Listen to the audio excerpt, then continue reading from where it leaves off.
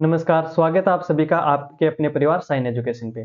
तो मैथ में डिस्कस कर रहे थे एसएससी जीडी को लेके हमने एक सीरीज स्टार्ट की थी जिसके अंदर प्रीवियस ईयर के जितने भी क्वेश्चन थे वो सारे के सारे हम डिस्कस कर रहे थे। तो हमारी 3-4 क्लास कंप्लीट हो चुकी है जिसके अंदर हम 2-3 टॉपिकों को कंप्लीट कर लिया। और अब हमारा टॉपिक चल रहा था औसत के बारे में। तो औसत की हमारी एक क्लास कंप्लीट हो चुकी है और आज सेकंड क्लास रहेगी। तो बेसिक बेसिक हमने कल वाली क्लास में डिस्कस कर लिया था। तो आज देखो इंपॉर्टेंट क्वेश्चनों के साथ हम शुरू करते हैं। आज का हमारा पहला क्वेश्चन है, यदि ए प्रथम 5 प्राकृत संख्याओं का औसत है और बी प्रथम 5 ऐसी प्राकृत संख्याओं का औसत है जो पूर्ण वर्ग हैं, तो ए और बी का औसत ज्ञात करना है। अब देखो ये क्वेश्चन एकदम इजी सा है, लेकिन अगर इसकी लैंग्वेज आपको समझ में नहीं आएगी तो ये क्वेश्चन आपको कतई समझ में आने वाला है नहीं। तो देखो सबसे पहले हम बात करते हैं ए की। तो ए क्या बोल रहा है कि 5 प्राकृत संख्याओं का औसत है। अब सबसे पहले तो मेरे को ये बताओ कि प्राकृत संख्याएं क्या होती है। प्राकृत संख्या होती है 1 2 3 4 5 6, ये सारी अनंत तक ये क्या होती है, प्राकृत संख्या होती है। तो देखो ए की बात हो रही है तो ए की बात करते हैं, 5 प्राकृत संख्याओं की बात हो रही है। तो 5 कौन सी हो गई, 1 हो गई, 2 3 4 और 5।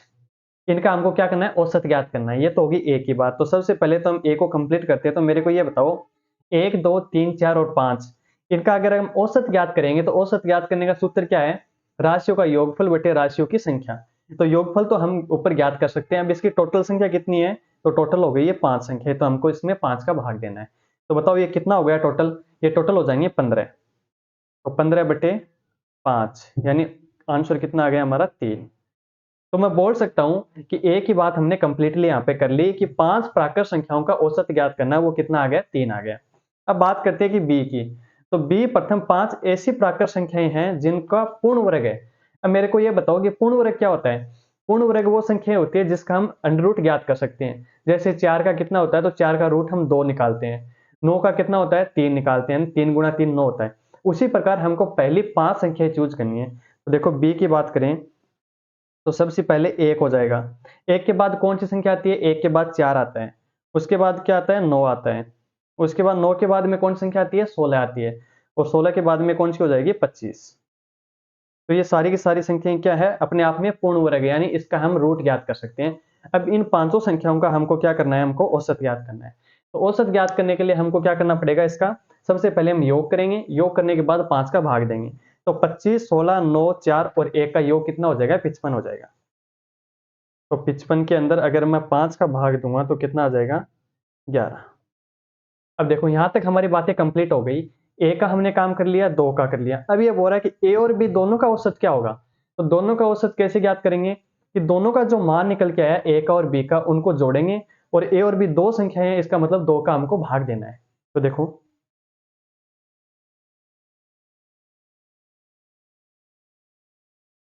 अब देखो ए का मान है 3 और बी का मान कितना है, 11। और इन दोनों का हमको क्या ज्ञात करना है, औसत ज्ञात करना है। तो बताओ कितना हो जाएगा, यानी 3 प्लस 11 बटे 2। तो 11 और 3 कितना हो जाएगा, 11 12 13 14।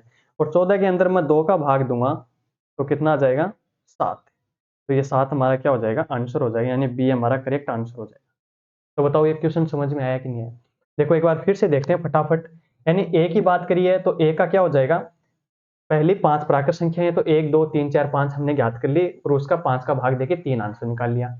बी की बात आई है तो बी के अंदर हमको क्या करना है, पूर्ण वर्ग संख्या चूज करनी है। तो पूर्ण वर्ग कौन सी होती है, जिसका रूट निकालते हैं, 1 4 9 16 25। इसका टोटल हो गया 55। 55 में 5 का भाग दिया 11। और 11 और 3 कितना हो गया, 14। 14 में 2 का भाग देना क्योंकि ए और बी का औसत ज्ञात करना, तो हमारा 7 आंसर आ गया। तो बताओ समझ में आया कि नहीं आया। आ गया तो अगला क्वेश्चन देखो। अगला क्वेश्चन बोल रहा है 8 संख्याओं का औसत 44 है। यानी 8 संख्याओं का टोटल औसत कितना है, 44 है। यदि प्रत्येक संख्या में y जोड़ा जाता है तो औसत 47 बन जाता है। तो y का मान ज्ञात करना है। अब इस क्वेश्चन को अगर आप माइंडली समझोगे तो इसमें पेन पेंसिल चलाने की जरूरत है ही नहीं। क्यों नहीं है, क्योंकि इसमें सबसे पहले हमको ध्यान में ये रखना है कि अगर औसत बढ़ रहा है तो औसत का मतलब ये होता है कि सभी संख्याओं के अंदर वो बराबर बराबर भागों में बंटेगा। यानी मैं ये बोलूं कि मान लो मेरे पास कोई भी संख्या है, अगर प्रत्येक औसत 2 बढ़ रहा है, क्या बढ़ रहा है, औसत का मान अगर 2 बढ़ रहा है, इसका मतलब ये 2 हर एक संख्या के पास जाएगा। औसत का मतलब यही होता है कि प्रत्येक संख्या में अगर उतना उतना मान बढ़ेगा तब जाके औसत का मान 2 बढ़ेगा। तो अब देखो इसमें क्या बोल रहा है कि 8 संख्याओं का औसत कितना है, 44 है। यदि प्रत्येक संख्या में y जोड़ा जाता है तो औसत कितना हो जाता है, 47 हो जाता है। अब मेरे को ये बताओ कि पहले औसत कितना है, 44 है, और उसके बाद में औसत कितना बन जाता है, 47 बन जाता है। तो औसत कितना बढ़ गया, 44 से 47, यानी 3 हमारा औसत बढ़ गया। अब 3 बढ़ गया, इसका मतलब y का मान क्या हो जाएगा, y का मान हो जाएगा 3, यानी y को जोड़ा जाता है तब जाके औसत है वो 44 से 47 हो जाता है। तो इसका मतलब y का मान क्या हो जाएगा, y का मान हम याद कर सकते हैं या बता सकते हैं कि y का मान यहाँ पे 3 रहेगा। 3 अगर प्रत्येक संख्या में जोड़ेंगे तब जाके वो औसत है वो 44 से 47 पे जाएगा। तो इसका मतलब हमारा आंसर यहाँ पे क्या हो जाएगा, ऑप्शन लास्ट। तो बताओ समझ में आया कि नहीं आया। ऐसे क्वेश्चन एसएससी जीडी खास तौर से लेके आती है, क्योंकि एसएससी जीडी का एग्जाम अगर हम पेपर सोल्व करेंगे तो वहां पे इतना टाइम नहीं रहता कि कोई लेंथी क्वेश्चन है वो हम वहां पे सोल्व कर पाए। आगे देखो, यदि 5 क्रमागत विषम संख्याओं का औसत कितना है, 17 है। यानी 5 क्रमागत संख्याएं हैं, उनका औसत दे रखा है हमको कितना है, 17 है। उनमें से सबसे बड़ी संख्या क्या होगी। अब सबसे पहले तो मेरे को ये बताओ कि अगर 5 संख्याएं हैं और उनका औसत दे रखा है हमको 17, तो मैं टोटल मान अगर आपसे पूछूं कि 5 संख्याओं का औसत आपके पास अगर 17 है तो उन सभी का टोटल मान कितना हो जाएगा। तो पिछली क्लास में हमने डिस्कस किया था कि 5 संख्याएं अगर औसत उनका 17 है तो उनका टोटल मान कितना हो जाएगा, 85। बताओ ये बात समझ में आई कि नहीं आई। आ गई, ठीक। आगे देखो, ये बोल रहा है उनमें से सबसे बड़ी संख्या क्या होगी। अब हमको संख्या वैसे पता नहीं है कि कौन सी संख्या है, तो हम अक्ष से स्टार्ट करते हैं। और 5 क्रमागत है और वो भी कौन से, विषम है। विषम का मतलब समझ रहे हो, पहले एक संख्या आएगी उसके बाद में एक छोड़नी है क्योंकि वो सम आएगी, फिर वापस विषम आएगी, फिर सम आएगी, फिर विषम, ये अल्टरनेट चलता रहता है। तो मैं अक्ष से अगर शुरुआत करूं कि मान लो पहली संख्या अक्ष है और वो भी क्या है, विषम संख्या है। दिखाई दे रहा है तो देख लो, अक्ष है वो क्या है, विषम है। उसके बाद में नेक्स्ट संख्या क्या होगी, अगर मैं x प्लस 1 करूं, यहाँ पे कितना करूं, x प्लस 1 कर दूं, तो बताओ x प्लस 1 करने पे जो संख्या आएगी वो सम आएगी या विषम आएगी। जैसे फॉर एग्जाम्पल मान लो ये मैंने 5 मान लिया, 5 क्या होती है, विषम संख्या ही तो होती है। अगर मैं 5 में 1 जोड़ूंगा तो कितना आएगा, 6 आएगा। कितना आएगा, 6। और 6 सम संख्या होती है, इसका मतलब 1 हम यहाँ पे नहीं जोड़ेंगे। हम दूसरी संख्या बनाने के लिए क्या करेंगे, x प्लस 2, यानी एक संख्या छोड़ के एक संख्या हमको जोड़नी है। तो पहली संख्या x मान ली, दूसरी संख्या x प्लस 2, फिर x प्लस 3 को छोड़ेंगे, x प्लस 4, फिर x प्लस 5 छोड़ेंगे, x प्लस 6, और फिर x प्लस 7 छोड़ेंगे और x प्लस 8। ये कितनी हो गई टोटल, देखो 1 2 3 4 5, यानी हमारी 5 संख्याएं हमने कंप्लीट कर ली। और ये बोल रहा है कि इन पांचों संख्याओं का जो योग दे रखा है वो हमारे पास कितना है, 85। तो बताओ यहाँ से x का मान ज्ञात करने में किसी को कोई दिक्कत परेशानी समस्या है तो बताओ कैसे ज्ञात करेंगे। इन सबको अगर हम जोड़ेंगे तो कितना आ जाएगा बताओ। x कितनी बार है, 5 बार। तो मैं लिख सकता हूँ सीधा सीधा 5x, तो एक हो गया कि नहीं हो गया। अब उसके बाद में देखो 8 2 10, 10 और 10 20, यानी 5x प्लस 20 यहाँ पे कितना हो गया, 85 के बराबर हो गया। तो बताओ दिखाई दे रहा है ना सबको, यानी 5x प्लस 20 का मान यहाँ पे कितना हो गया, 85 हो गया। और अगर मैं यहाँ से x का मान निकालूं तो x का मान कितना आ जाएगा, 85 में से पहले मैं 20 घटाऊंगा, तो 85 में से अगर 20 घटाया तो कितना बचा, 62 बचा क्या, नहीं 65, और 65 बच गया। और 65 में मैं 5 का भाग दूंगा तो x का मान यहाँ से कितना निकल के आ जाएगा, 13 निकल के आ जाएगा। बताओ कोई दिक्कत समस्या तो। ये आ गया x का मान। अब क्वेश्चन में क्या पूछा है, क्वेश्चन में ये पूछा है कि सबसे बड़ी संख्या बताओ। तो यहाँ पे मेरे को दिखाई दे रही है, तो आप भी बोल सकते हो कि यहाँ पे सबसे बड़ी संख्या वो क्या है, x प्लस 8 है। तो अगर x का मान हमारे पास 13 निकल के आया है तो x प्लस 8 का मान कितना हो जाएगा, 13 और 8 कितना हो जाएगा, 21 हो जाएगा। यानी हमारा ऑप्शन डी यहाँ पे करेक्ट हो जाएगा। तो बताओ समझ में आ रहा है। एकदम इजी क्वेश्चन है, एकदम से इजी क्वेश्चन है। और ये क्वेश्चन देखो एसएससी जीडी 14 फरवरी 2019 की शिफ्ट में पूछा गया क्वेश्चन है। इसका मतलब ये ऐसे क्वेश्चन ही एसएससी जीडी लेके आती है। तो बताओ समझ में आ रहा है ना। आगे देखो अगला क्वेश्चन क्या बोल रहा है, आगे 45 छात्रों की एक कक्षा में, कक्षा की औसत आयु कितनी है, 18 दे रखी है। 35 छात्रों की औसत आयु 15 है, शेष 10 छात्रों की औसत आयु हमको ज्ञात करनी है। ऐसे क्वेश्चन भी आते रहते हैं कि टोटल का मान हमको दे रखा है, यानी 45 छात्रों की एक कक्षा में, कक्षा की औसत आयु 18 वर्ष है। तो सबसे पहले तो हमको क्या करना है कि जो टोटल है उनका हमको मान निकालना है, क्योंकि औसत दे रखा है, औसत कितना है, 18 है, और टोटल बच्चे कितने हैं, 45 हैं। तो मैं टोटल पूछूं तो बता सकते हो ना, 45 गुणा 18। तो मेरे को ये बताओ 45 गुणा 18 कितना हो जाएगा। तो 45 से 18 से गुणा करेंगे तो आंसर आ जाएगा 810। कितना आ गया, 810। ठीक है।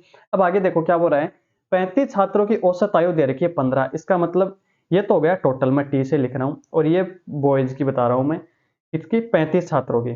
तो मेरे को ये बताओ 35 छात्र हैं, कितने हैं 35 हैं, और उनकी औसत दे रखा है कितना 15। तो बताओ 35 गुना अगर मैं 15 करूंगा तो कितना आंसर आ जाएगा, 35 गुना 15 यानी 525 हो गया कि नहीं हो गया।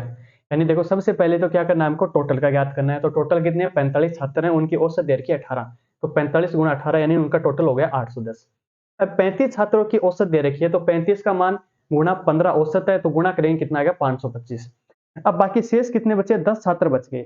अब इन 10 का अगर मैं मान निकालूंगा तो कैसे निकालूंगा, 810 में से 525 अगर मैं घटाऊंगा तो कितना आएगा 285 आ जाएगा, 285। तो ये 10 छात्र जो शेष रह गए उनका टोटल मान हमारे पास कितना आ गया, 285 आ गया। दिखाई दे रहा है ना सबको। यानी जो बाकी छात्र बचे हैं उनका जो टोटल मान है 10 छात्रों का वो कितना है 285। अब ये बोल रहा है इनकी औसत आयु ज्ञात करनी है।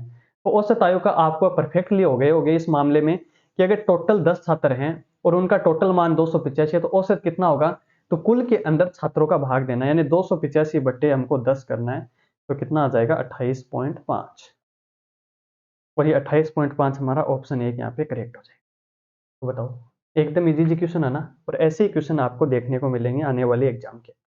आगे देखो अगला क्वेश्चन क्या बोल रहा है, अगला क्वेश्चन है प्रथम 7 प्राकृतिक संख्याओं के वर्गों का औसत हमको ज्ञात करना है। अब मेरे को ये बताओ कि वर्गों का औसत कैसे ज्ञात करेंगे। तो सबसे पहले तो वर्गों का योग ज्ञात करना है। क्या ज्ञात करना है, योग ज्ञात करेंगे, और उसके बाद में उसके टोटल का भाग देंगे। यानी मान के चलो योग का मान कुछ भी आ गया, अब कितनी संख्या है प्रथम 7 है तो उसमें हम 7 का भाग देंगे तो हमारा आंसर निकल के आ जाएगा।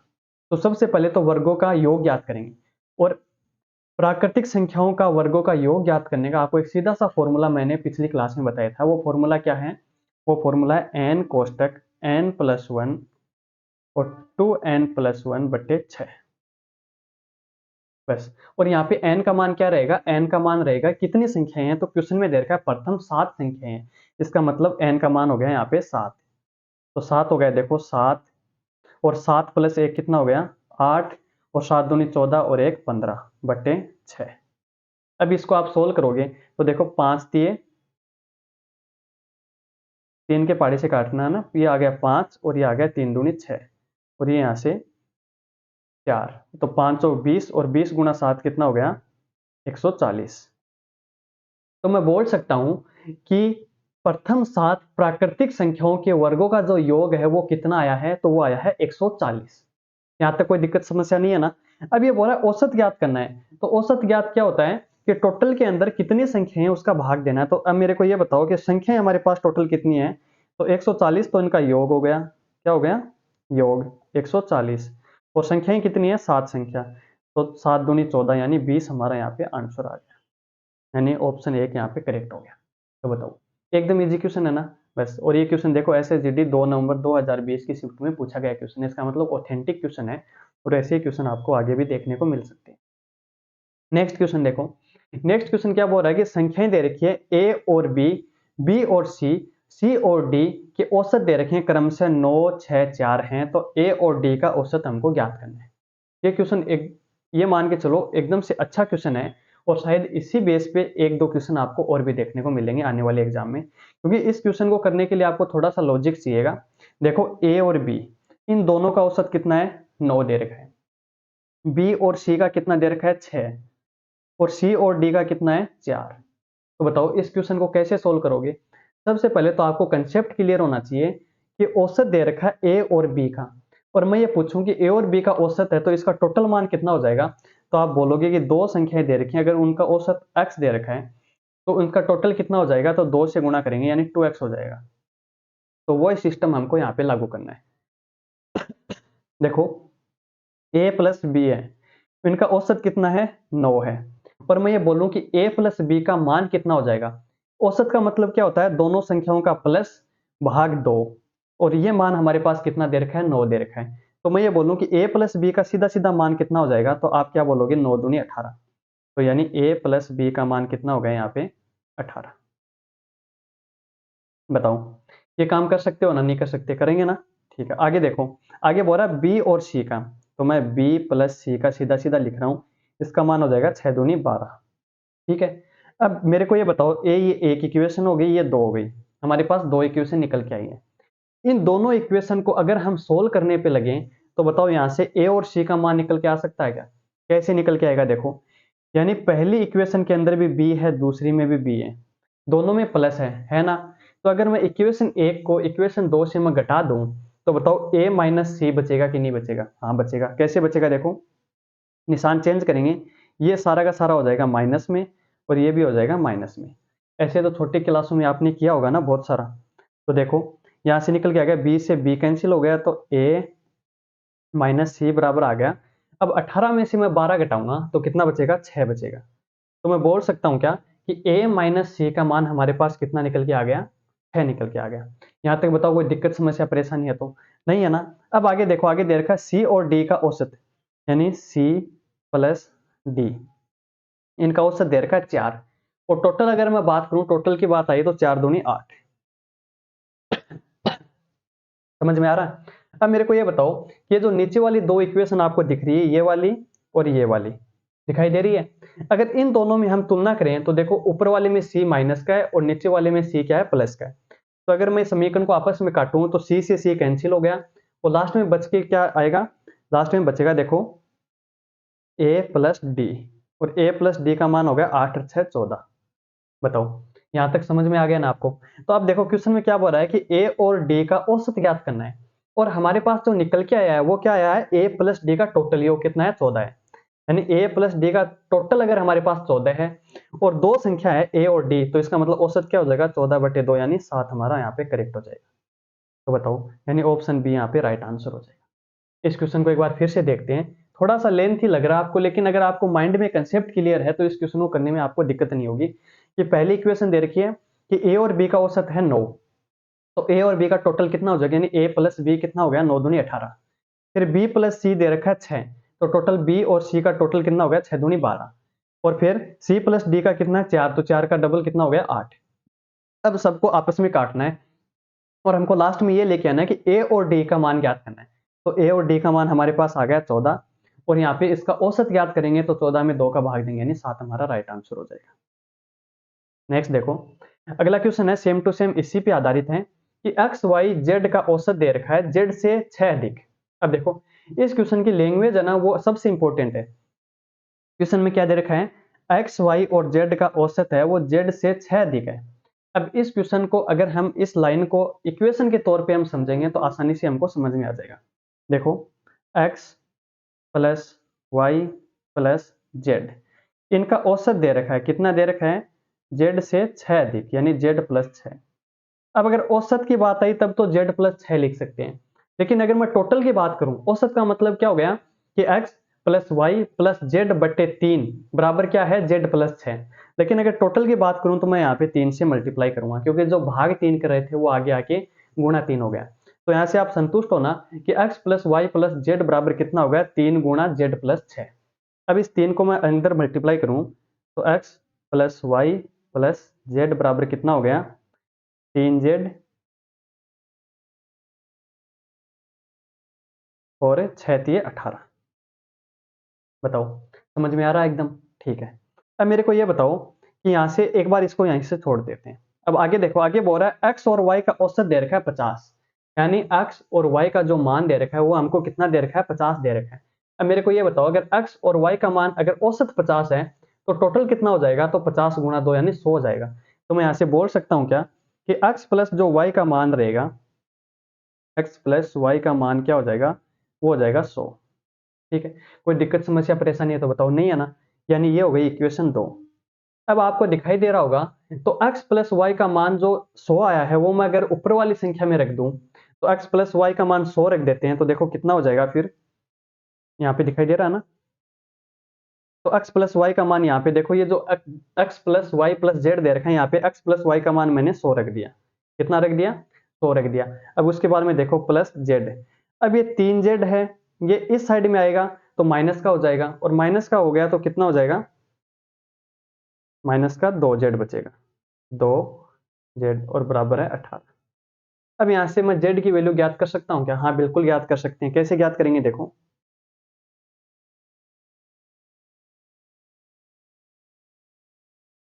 देखो 100 माइनस 18 बराबर कितना हो गया 2z। अब बताओ 100 में से अगर 18 घटाऊंगा तो कितना बचाएगा 82, और 82 का मान हो गया 2 और z, तो यहाँ से z की वैल्यू कितनी आ जाएगी 41। बताओ यहाँ तक समझ में आया कि नहीं आया? यानी z की वैल्यू हमारे पास निकल के आ गई, कितनी आ गई 41 निकल के आ गई। अब आगे क्या पूछा है? आगे पूछा है कि u z से 6 कम है। अब देखो इस इक्वेशन को भी आपको समझना पड़ेगा कि u का मान है वो z से कितना कम है 6 कम है। तो मैं यहाँ पे बोल सकता हूँ क्या, पेन चेंज करते हैं, कि u का मान है वो z से कितना कम है 6 कम है। तो बताओ u का मान यहाँ से कितना निकल के आएगा, z में से 6 घटाऊंगा यानी 41 में से मैं 6 घटाया तो कितना बचा 35 बचा। तो देखो हमारे पास क्या निकल के आ गया, z की वैल्यू निकल के आ गई कितनी 41, और u की वैल्यू निकल के आ गई कितनी 35। अब ये पूछा क्या है, u और z का औसत पूछा है। तो औसत का मतलब क्या होता है, दोनों संख्याओं को हमको जोड़ना है, और जोड़ने के बाद टोटल कितनी संख्या है, दो संख्या है, तो दो का भाग देना है।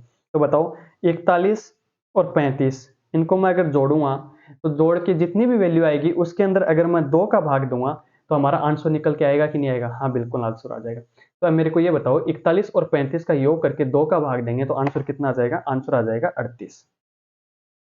और ये 38 हमारा यहाँ पे ऑप्शन 1 में है, ये करेक्ट हो जाएगा।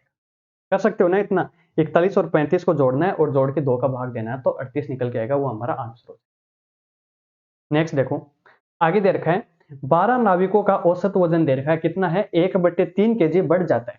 कितना बढ़ जाता है? 1/3 केजी बढ़ जाता है। जब एक नाविक जिसका वजन 55 केजी है को अन्य व्यक्ति प्रतिस्थापित करता है तो नए व्यक्ति का वजन हमको ज्ञात करना है।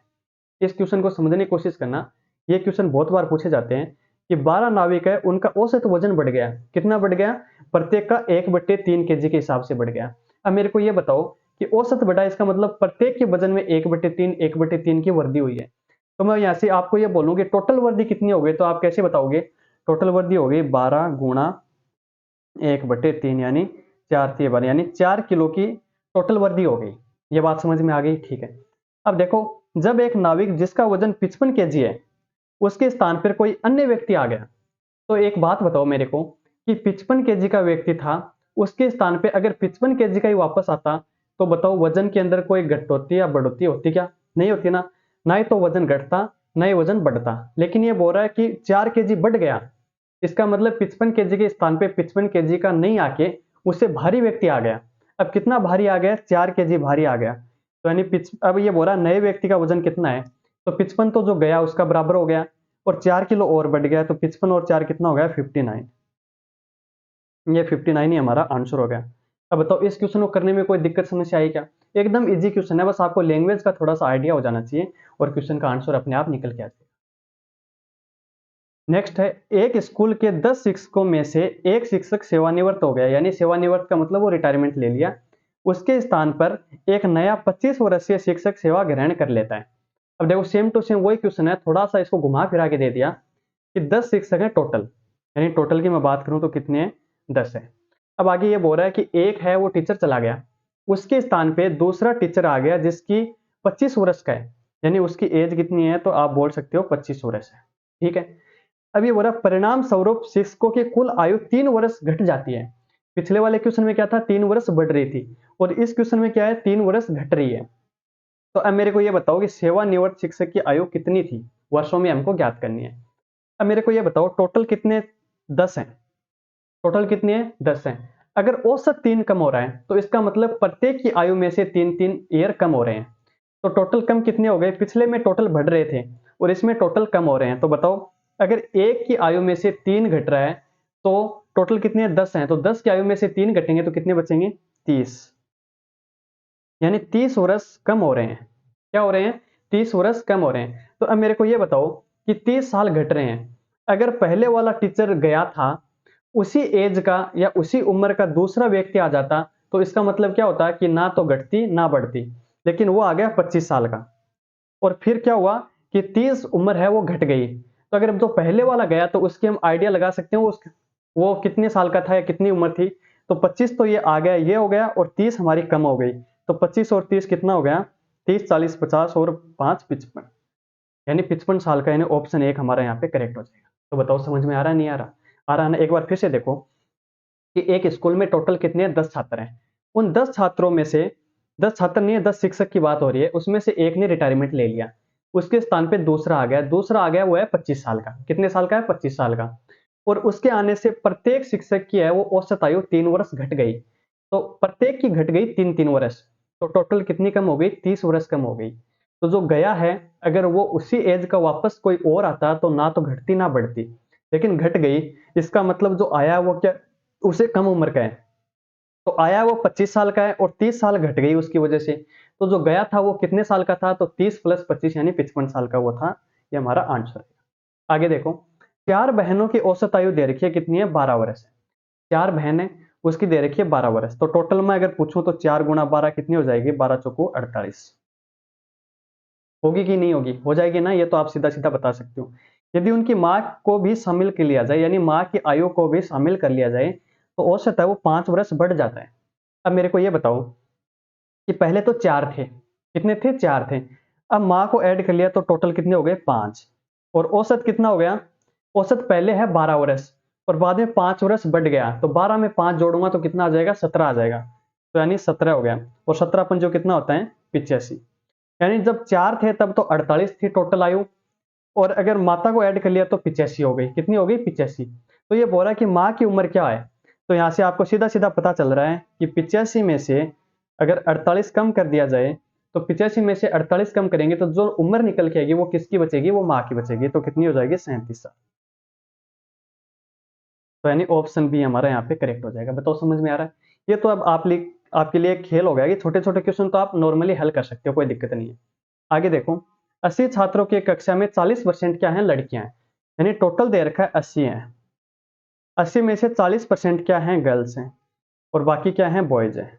यही तो दे रखा है कि 40% क्या है? लड़कियां हैं। अब मेरे को ये बताओ 80 का 40% कितना होता है? तो 8 चौक 32, यानी 32 तो क्या है यहाँ पे? लड़कियां। और लड़के कितने बचे हैं? तो आप बता सकते हो क्या कि अगर टोटल है, टोटल में से 32 तो क्या है? लड़कियां।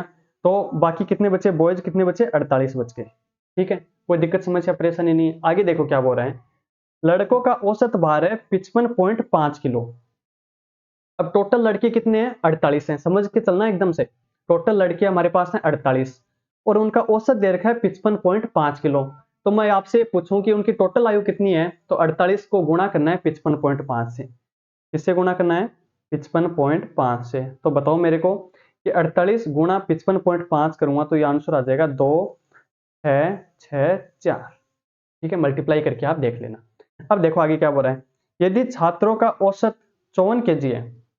देखो, लड़कों का हमने निकाल लिया, टोटल कितना है? 2 6 6 4।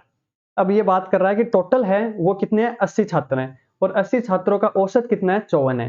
तो मैं अगर टोटल की बात करूं तो टोटल कितने हैं? 80 छात्र हैं, और 80 छात्रों का अगर औसत 54 है तो टोटल योग कितना हो जाएगा? यानी 80 × 54, ये कितना हो जाएगा? तो होगा 4 3 2 और 0। तो देखो यहाँ से क्या निकल के आया, टोटल का हमारे पास है, उसमें से छात्रों का है, और पूछा क्या है? लड़कियों का। यानी टोटल में से बॉयज का हमारे पास है, टोटल का हमारे पास है, और हमको निकालना लड़कियों का। तो 4320 में से अगर मैं 2664 को घटा दूंगा तो जो बाकी बचेगा वो किसका बचेगा? वो लड़कियों का बचेगा। तो इसको माइनस करने पे कितना निकल के आएगा? 1656 निकल के आएगा, यानी 1656। अब अगर टोटल उम्र पूछता कि सारी की सारी लड़कियों को मिला के जो लास्ट में उम्र आएगी वो कितनी आएगी, तो हम बोल सकते हैं 1656 आएगी। लेकिन क्वेश्चन में क्या दे रखा है? लड़कियों का औसत दे रखा है, तो इसका मतलब टोटल उम्र में हमको भाग देना है कितनी लड़कियां हैं उनका। तो लड़कियां कितनी है हमारे पास? 32 है। तो यानी 1656 में 32 का भाग हमको देना है। तो बताओ कर सकते हो क्या? नहीं कर सकते? तो यहाँ से देखो 1 6 5 6 के अंदर अगर मैं 32 का भाग करूंगा तो हमारे पास आंसर आएगा 51.75, यानी ऑप्शन डी यहाँ पे करेक्ट हो जाएगा। एकदम इजी क्वेश्चन है, बस कैलकुलेशन थोड़ी सी हार्ड हो सकती है, लेकिन कंसेप्ट है वो अगर आपको क्लियर है तो इस क्वेश्चन को आप आसानी से कर सकते हैं। देखो एक बार फिर समझो, इस क्वेश्चन में क्या दे रखा है? टोटल कितना हमारे पास? 80 छात्र हैं, उनमें से 40% लड़कियां हैं, तो परसेंटेज तो निकालना आता होगा। 80 × 40/100 तो कितना हो गया? 8 चौक 32, यानी 32 हमारे पास क्या है? लड़कियां हैं। 32 अगर हमारे पास लड़कियां दे रखी है तो लड़के कितने बचे पीछे? 80 में से 32 घटाया 48 बच गए। अब 48 लड़कों का औसत दे रखा है 55.5, इसका मतलब टोटल योग कितना हो जाएगा? 48 × 55.5 यानी 2664 हो गया। उसके बाद में क्या दे रखा है? कि टोटल हमारे पास 80 छात्र हैं, उन सभी का औसत दे रखा है 54। तो टोटल उम्र कितनी हो जाएगी सभी की, तो ये हो जाएगी 4320। तो टोटल की उम्र दे रखी है, छात्रों की हमने यानी बॉयज की हमने निकाली, तो लड़कियों की कितनी बची, तो 4320 में से 2664 को हमने घटा दिया, तो लास्ट में कितना आया 1656। तो ये हो गई लड़कियों की टोटल उम्र। और ये बोला औसत ज्ञात करो, तो टोटल लड़कियां कितनी है 32, तो 1656 में 32 का हमने भाग दे दिया, तो आंसर कितना निकल के आ गया 51.75। बताओ कोई दिक्कत परेशानी समस्या है तो। और आगे देखो लास्ट क्वेश्चन आज का, एक परिवार की औसत मासिक व्यय दे रखा है, यानी खर्चा दे रखा है, कितना दे रखा है 2 महीने का। 2 महीने के लिए 8160 रुपये है। तो मैं ये बताओ मेरे को औसत दे रखा है 8160, और अगर मैं टोटल की बात करूं तो टोटल कितना हो जाएगा 8160 गुणा 2, यानी 2 महीने के अंदर ये जो परिवार है ये 16,320 रुपये खर्च कर रहे हैं। तो देखो ये परिवार थोड़ा सा अच्छा लग रहा है मेरे को, 16,320 ये खर्च कर रहे हैं। ये हो गई पहले 2 महीने की। आगे देखो अगले 5 महीने के लिए औसत दे रखा है 12,780। तो मैं टोटल की बात करूंगा तो 12,780 गुणा कितने महीने का है, 5 महीने का। तो 5 महीने का तो मैं क्या करूंगा 5 से मल्टीप्लाई करूंगा, तो 5 से मल्टीप्लाई करूंगा तो कितना आ जाएगा 63900। ठीक है, तो ये हो गया 5 महीने का। आगे दे रखा है कि अगले 5 महीने के लिए कितना है, तो ये दे रखा है 14,280, और वही वापस से 5 से मल्टीप्लाई करना है, 5 महीने का तो आंसर कितना आएगा 71,400। तो ये तो हो गया इनका टोटल खर्चा, यानी पहले 2 महीने का हमने निकाल लिया, औसत दे रखा था तो 2 से गुणा कर दिया, अगले 5 महीने का औसत दे रखा है तो 5 से गुणा कर दिया, फिर वापस से 5 महीने का दे रखा है तो 5 से वापस गुणा कर दिया। तो ये जो टोटल हमारे पास निकल के आया, ये टोटल क्या हो गया इनका खर्चा हो गया। ये बोल रहा है यदि पूरे परिवार पूरे वर्ष में 66,300 रुपये बचाता है, यानी सेविंग भी कर रहा है ये साथ साथ में, तो यानी मैं ये सभी के सभी को जोड़ दूं, यानी ये सारी हमारे पास जो वैल्यू निकल के आई है 16,320 और 63,900 और 71,400, इन सबको जोड़ के और उसमें ये बचत दे रखी है 66,300 रुपये, इनको भी मैं साथ में ऐड कर दूं 66,300। तो ये सारी की सारी उसकी क्या हो गई आय हो गई, यानी इनकम हो गई सारी, यानी खर्चा भी जोड़ लिया और लास्ट में जो बचत दे रखी है उसको भी हमने ऐड कर लिया। अब ये बोल रहा है कि 12 महीने का औसत क्या होगा, तो औसत का मतलब क्या है पूरी की पूरी इनकम को हमको ऐड करना है, और ऐड करने के बाद उसमें 12 महीने का भाग देना है ना, 12 का भाग देना है। तो ये सारी की सारी हम ऐड करेंगे तो ये आ जाएगी 21,7,920, और इसके अंदर औसत ज्ञात करेंगे तो हम 12 का भाग देंगे, 12 का भाग देंगे तो आंसर आ जाएगा हमारा 18,160, यानी ऑप्शन डी यहाँ पे करेक्ट हो जाएगा। तो देखो हमने सारे के सारे औसत के जितने भी क्वेश्चन बन रहे थे वो हमने सारे डिस्कस कर लिए। 2 क्लासों के अंदर पूरा का पूरा जो औसत टॉपिक था वो हमने कंप्लीट कर लिया, और आपको ये आइडिया हो गया होगा कि औसत टॉपिक को लेके एसएससी जीडी कैसे क्वेश्चन पूछती है, और पिछली एग्जामों में आए हुए कैसे कैसे क्वेश्चन है, कितनी लेंथी है, कौन सी शॉर्ट ट्रिक से हम उसको कर सकते हैं, वो सारा हमने डिस्कस कर लिया। कल हम एक नए टॉपिक के साथ आपके सामने पेश होंगे, तो आज के लिए बस इतना ही। Thank you.